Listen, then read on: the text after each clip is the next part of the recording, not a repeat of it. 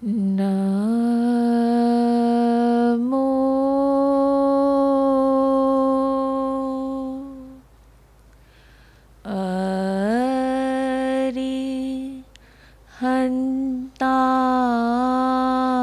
અરિહંતાણં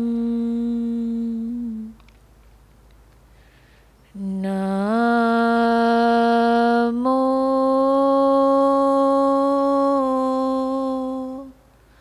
સિદ્ધાણં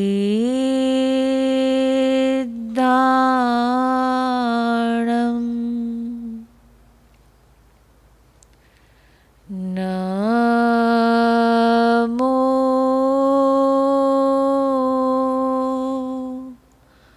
આયર્યાણં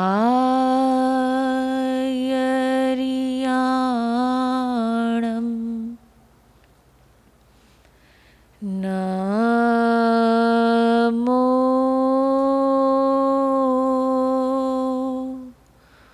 ઉવઝયાણં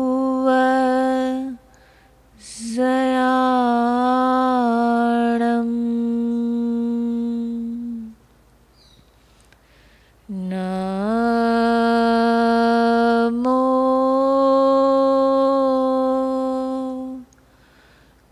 લોય serve સાહુણં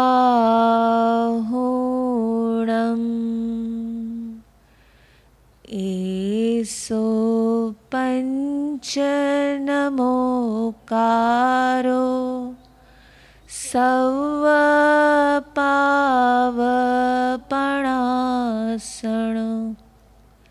મંગલાણં ચ save સિં પરમં હવૈ Mangalam. શાસનપતિ શ્રમણ ભગવાન મહાવીર સ્વામીને ભાવપૂર્વક વંદન. અસીમ અસીમ ઉપકારી પરમ ગુરુદેવ આપ શ્રીના શ્રી ચરણોમાં ભાવપૂર્વક વંદન. સર્વ રત્નાદિકોના શ્રી ચરણોમાં ભાવપૂર્વક વંદન. ગઈકાલે કયા બે શબ્દ તમે નવા તમારી એન્સાયક્લોપીડિયામાં જે બે નવા શબ્દની એન્ટ્રી થઈ, કયા હતા એ બે શબ્દ? ચારિત્ર મોહનીય અને દર્શન મોહનીય. આ બે શબ્દ મોહનીય કર્મને જીતવાનો એક પ્રયોગ, કે હું કઈ રીતે મારા મોહનીય કર્મ બને એટલું મારા મોહનીય કર્મ ઓછામાં ઓછા બંધાય. એની પહેલાં આપણે પ્રકૃતિ જાણી. એ પ્રકૃતિ દ્વારા આપણને ખબર પડી કે ક્યાં ક્યાં કઈ કઈ રૂપમાં આપણે આપણા મોહનીય કર્મના ઉદયને આવે ત્યારે આપણે આપણા એ કર્મને કઈ રીતે અટકાવી શકીએ. માનો કે ગઈકાલે આપણી વાત થઈ કે માનો તમને ગુસ્સો આવે છે, તો એ ખરેખર ગુસ્સો અત્યારે આવવો તેનું કારણ શું માત્ર ને માત્ર આ ભવનું હતું? તો કે ના, પાસ્ટમાં કંઈક આપણે પહેલાં પણ ગુસ્સો કર્યો હતો જે સંસ્કાર બનીને આપણી સાથે આ ભવમાં પણ આવે. તો શું આ ભવમાં એ કર્મના ઉદયના સામે ફરી આપણે ગુસ્સો કરીને, અહંકાર કરીને, ઈર્ષા કરીને શું આપણે ફરી એ કર્મને આપણી સાથે આગળ લઈ જશું? કે અહીંયા છોડી જવું છે, છોડવું છે? તો એ છોડવાનું કઈ રીતે? કઈ રીતે હું મારા એ ગુસ્સાને કંટ્રોલમાં લાવી શકું? કઈ રીતે મારી એ જાગૃતતા રાખી શકું કે મારા આ ભવનો ગુસ્સો મારી સાથે આવતા ભવ પણ સાથે આવવાનો છે? જો આ ભવમાં, મનુષ્યના ભવમાં સમજણ મળ્યા છતાં પણ જો હું મારા એ ગુસ્સાને કંટ્રોલ કે મારી એ એલર્ટનેસ નહીં રાખું ને, તો એ ફરી મારી સાથે નેક્સ્ટ ભવમાં મારી ભેગાને ભેગા રહેશે. તો મોહનીય કર્મને જીતવાનો સૌથી પહેલો છે કે તમારી અંદરની એ જાગૃતતા. જેટલી તમારી જાગૃતતા વધારે એટલા તમે તમારા કર્મ બંધનથી વધારે એલર્ટ રહેશો, એટલા જાગૃત રહેશો. જેમ ગુરુદેવ સમજાવી રહ્યા છે, ક્રિયા તો આપણે કરી જ રહ્યા છે, પણ એ ક્રિયામાં આપણી એલર્ટનેસ કેટલી રહે, કેટલી જાગૃતતા આપણે રાખી શકીએ ને તે મહત્ત્વનું છે. અને જો આ ભાવ મનુષ્યનો મળ્યો છે ને એક સંકલ્પ કરવો છે કે મારે આ ભાવમાં સમકીતીની પ્રાપ્તિ કરવી છે, તો એ સમકીતીની પ્રાપ્તિ કેવી રીતે આવશે? જ્યારે તમારી અંદર માત્ર એક ભાવ, ભગવાને જે કીધું છે તે સત્ય છે, મને આવડે કે ન આવડે, મારે મારી બુદ્ધિનો પ્રયોગ નથી કરવો, પણ ભગવાને જેમ કીધું છે, જેવું કીધું છે તે જ સત્ય છે. ત્વમેવ સત્યમ, ત્વમેવ સત્યમ, આ 3 વાર પણ તમારા ભાવોથી એક જે પ્રભુના વચનો પ્રત્યેની જે શ્રદ્ધા જાગે છે ને, ત્યારે તમે રિયલાઇઝ કરો કે તમે સમકીતી તરફ આગળ વધી રહ્યા છો. સમકીતી લાવવા માટે કોઈ વધારે પ્રયોગ નથી કરવાનો, ખાલી પ્રભુ આપે જે કીધું છે તે જ સત્ય છે. માત્ર આટલા શબ્દ જો તમારા મુખમાંથી સરી પડે ને, તો માનો કે તમે સમકીતી તરફ આગળ વધી રહ્યા છો. એટલે ગઈકાલનું માત્ર એક નાનકડું રિવિઝન કે તમારે તમારા મોહને જીતવાનો કેવી રીતે પ્રયોગ કરવા જોઈએ, પોતાની સતત જાગૃતતા લાવીને કે મારાથી કોઈ કર્મનો બંધ નથી થઈ રહ્યો, એ એલર્ટનેસ સાથે આપણે મોહને જીતવાનો છે. આજે એક ફરી નવો શબ્દ, એ છે દેવ. દેવ, દેવ એટલે શું? દેવ એટલે શું? જી, દેવગતિ. 4 ગતિમાંથી એક ગતિ છે દેવગતિ, અને જ્યાં દેવગતિમાં જે રહે એને દેવ કહેવાય. પણ આજે એક બીજી વ્યાખ્યા કરવી છે. એ દેવ તો તમને બધાને ખબર છે કે દેવલોકમાં જે રહે એને દેવ કહેવાય, પણ દેવ એટલે જેનામાં દિવ્યતા હોય ને એ દેવ છે. જેનામાં દિવ્યતા હોય ને એ દેવ છે. દિવ્યતા ઇતિ દેવ, એટલે કે જેનામાં દિવ્યતા છે તે દેવ છે, જેનામાં એક ઐશ્વર્ય સંપન્ન વ્યક્તિ છે ને તે દેવ છે. શ્રી ભગવતી સૂત્રમાં ભગવાને 5 પ્રકારના દેવો કીધા છે. તમે જે દેવગતિની દેવની વાત કરી રહ્યા છો એ 4 જાતિના દેવ હોય. કયા કયા? ભવનપતિ, વાણવ્યંતર, જ્યોતિષી અને વૈમાનિક. પણ આજે આપણે ઈ દેવો નહીં, પણ 5 પ્રકારના દેવો ભગવતી સૂત્રમાં ભગવાને ફરમાવ્યા છે. એ 5 પ્રકારના દેવમાં પહેલો છે, કયો છે? કોઈને ખ્યાલ છે? ભવ્ય દ્રવ્ય દેવ. પહેલો દેવનું છે ભવ્ય દ્રવ્ય દેવ, એટલે કે જે ભવિષ્યમાં દેવ બનવાના છે એ બધા જ ભવ્ય દ્રવ્ય દેવ છે. એટલે માનો કે વર્તમાનમાં મનુષ્ય છે, પણ એવા પુણ્યના બંધ કરવાના છે કે જે ભવિષ્યમાં દેવ જ બનવાના છે, એ બધા જ ભવ્ય દ્રવ્ય દેવ. એમાં મનુષ્યના પંચેન્દ્રિય જીવો પણ આવી જાય, અને તિર્યંજ પંચેન્દ્રિયના જીવો પણ જે ભવિષ્યમાં દેવ બની શકે એમ છે, એ બધા જ ભવ્ય દ્રવ્ય દેવ કહેવાય છે.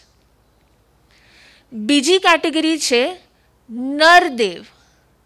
નરદેવ, નર એટલે મનુષ્ય. મનુષ્યમાં જેની પાસે હાઈએસ્ટ લેવલની દિવ્યતા છે, એવા કોણ છે? પણ એવા કોણ છે? એવું કોણ છે કે મનુષ્યનો ભાવ છે, પોતે મનુષ્ય છે, પણ એની પાસે હાઈએસ્ટ લેવલની દિવ્યતા છે?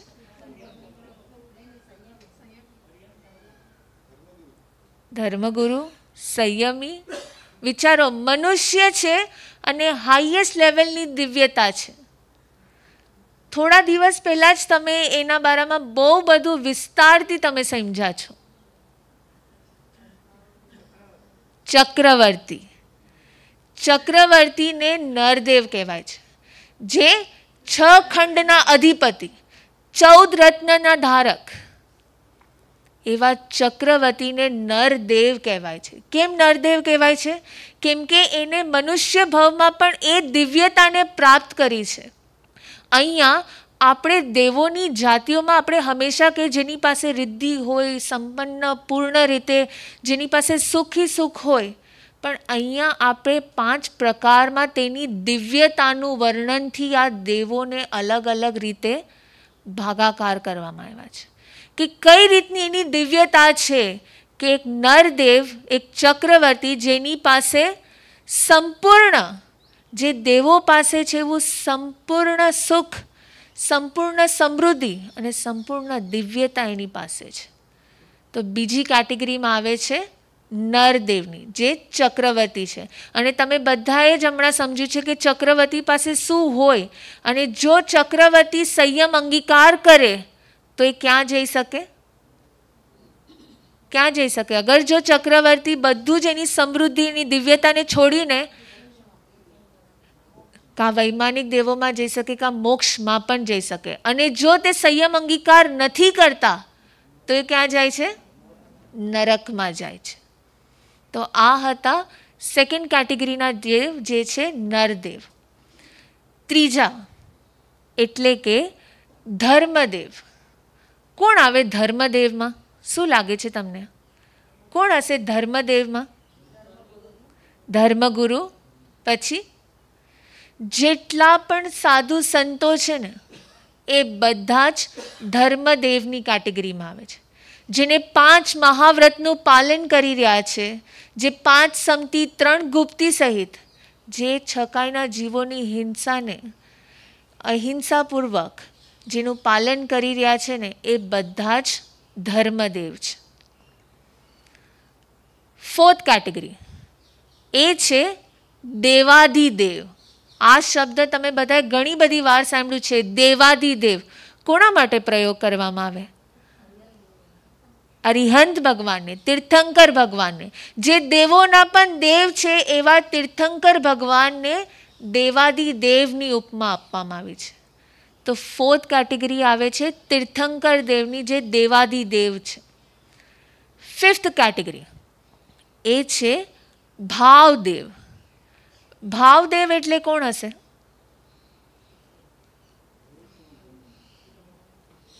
ના, ભાવદેવ જે વર્તમાનમાં દેવની પર્યાયમાં વર્તી રહ્યા છે, જે અત્યારે દેવનું આયુષ્ય ભોગવી રહ્યા છે ને, એ બધા જ ભાવદેવ.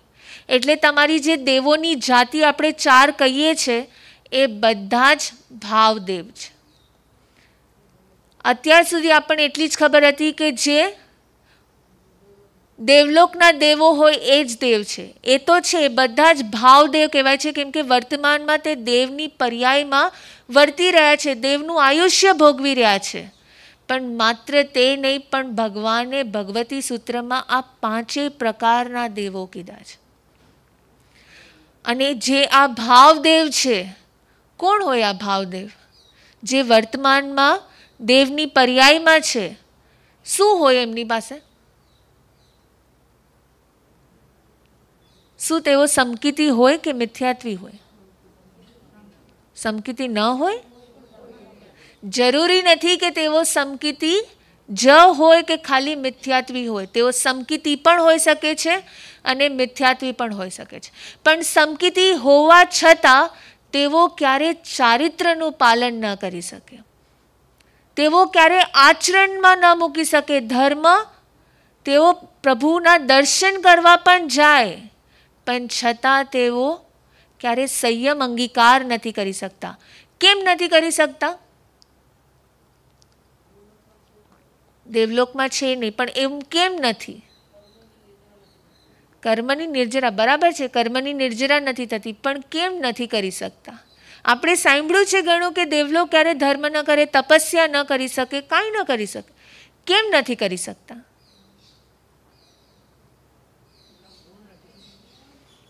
ગુણ નથી.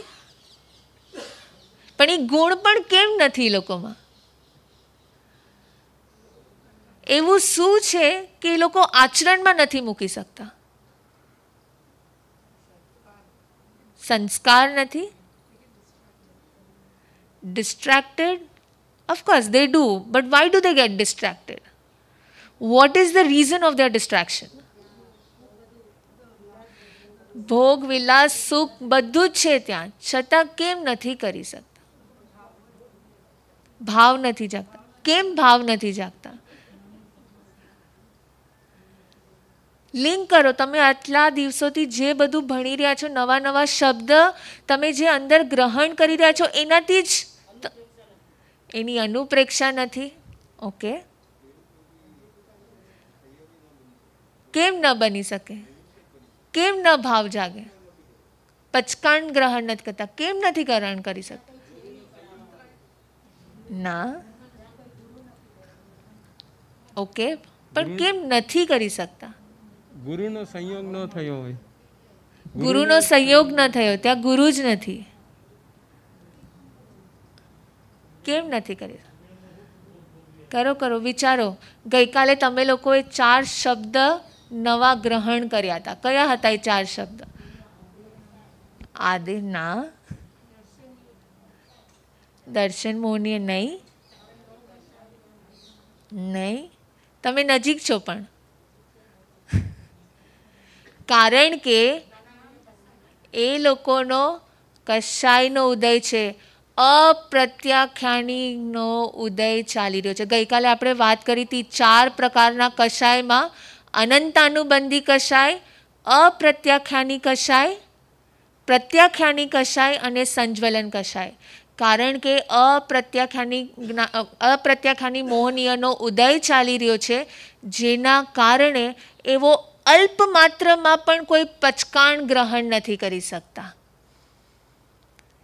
એટલે એનું રીઝન ખરેખર શું છે? કેમ દેવો નથી કરી શકતા? એવો પ્રભુ પાસે જાય છે, પ્રભુના દર્શન કરે છે, પણ તેમને ધર્મ નથી રૂચતો, તેમને તપસ્યા કર. જેમ હમણાં થોડા દિવસ પહેલાં ગુરુદેવે આપણને વાંચણીમાં બહુ સમજાવ્યું હતું કે દેવોને કેટલા દિવસે ભૂખ લાગે.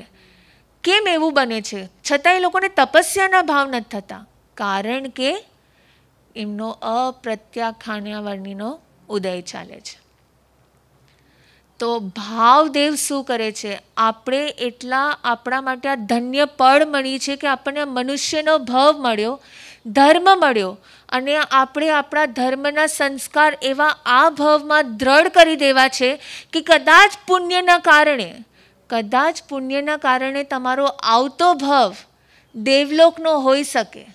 પુણ્યના કારણે કદાચ પ્રવીણભાઈ આપનો આવતો ભાવ દેવલોકનો હોઈ શકે, પણ એ દેવલોકના ભાવમાં એ બધી વૃદ્ધિ સમૃદ્ધિમાં આપણે ભળી ન જઈએ, આસક્ત ન થઈ જઈએ. ત્યાં પણ આપણને અંદરને અંદર એ ધર્મના સંસ્કાર આપણી અંદર એટલા દ્રઢ થયેલા હોય ને કે એ દેવના ભવનું આયુષ્ય પૂર્ણ કર્યા પછી પણ આપણને મનુષ્યનો ભવ મળે ને તો તરત આપણા એ ધર્મના સંસ્કારને આપણે ઝીલી શકીએ.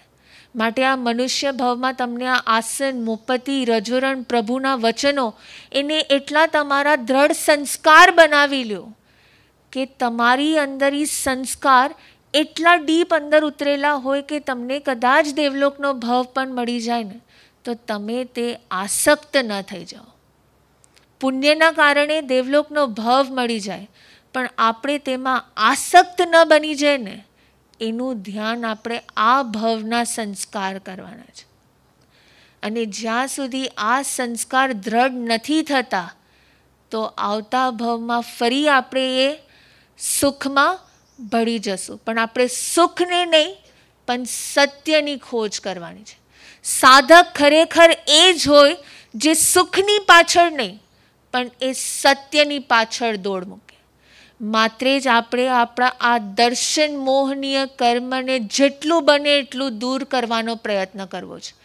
મારે મારા મિથ્યાત્વ મોહનીયને દૂર કરવાનો પ્રયત્ન કરવો છે કે હું કઈ રીતે, પ્રભુ આપના વચન સત્ય છે, આપે કહ્યું છે તે જ સત્ય છે, ત્વમેવ સચ્ચમ, ત્વમેવ સચ્ચમ. આ ભાવો સાથે ભાવોની વિશુદ્ધિ કરતાં કરતાં મારે માત્ર ને માત્ર એક જ ભાવ લાવવા છે કે પ્રભુ આપે જેમ કીધું છે તે સત્ય છે. હું અજ્ઞાન છું, મને કદાચ વધારે ખબર નથી પડતી, મને કંઈ આવડે કે ન આવડે, મને વધારે જ્ઞાન નહીં, પણ આપ કહો છો તે સત્ય છે. આ થકી હું મારા સંકિતની પ્રાપ્તિ કરી, મારો કદાચ આવતો ભવ પણ જ્યાં હોય, જે ગતિમાં હોય, મારે આ ભવમાં મારા સંસ્કારને એટલા દ્રઢ બનાવવા છે કે ફરી જ્યારે મારો ફરી મનુષ્યનો ભવ હોય કે મારી બીજી ગતિમાં પણ હું આસક્ત ન બની જાઉં. તિર્યંશમાં જાઉં તો પણ મારી આસક્તિમાં ન ભળી જાઉં અને ત્યારે પણ મારા આ ભવના સંસ્કાર મને ભવો ભવ મારી સાથે ને સાથે રહે. તો આજે આ 5 શબ્દ તમે જે આજે નવા 5 શબ્દ તમે દેવના 5 પ્રકાર તમે સમજ્યા, કયા કયા હતા? પેલું ભવ્ય દ્રવ્ય દેવ, એટલે કે જે ભવિષ્યમાં દેવ બનવાના છે તે ભવ્ય દ્રવ્ય દેવ. કોણ કોણ જઈ શકે? મનુષ્ય અને તિર્યંશ, આ બંને ગતિના જીવો જઈ શકે. પછી નરદેવ, નરદેવમાં કોણ આવે? ચક્રવર્તી. પછી ત્રીજું ધર્મદેવ, સાધુ સંત. પછી દેવાધિદેવ એટલે કે તીર્થંકર પરમાત્મા. અને પાંચમું છે ભાવદેવ, જે અત્યારે વર્તમાનમાં દેવ આયુષ્ય ભોગવી રહ્યા છે, દેવની પર્યાયમાં વર્તી રહ્યા છે, એ બધા જ ભાવદેવ. તો ફરી આપણે આ બધા જ શબ્દો જેટલા પણ તમે ગ્રહણ કરી રહ્યા છો એ શબ્દને આપણે આપણી અંદર ઉતારી એને આપણા એક સંસ્કાર બનાવીએ. બસ એ જ ભાવના.